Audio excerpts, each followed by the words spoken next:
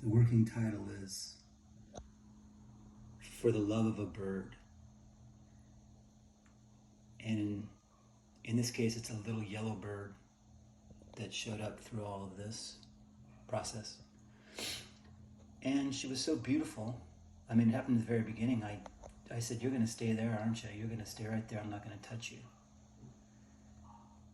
And the whole painting then became about her, and it reflects back to a beautiful story about a baby robin that we had for a while. Her name was Freedom. It is a bittersweet story, but it's a beautiful story.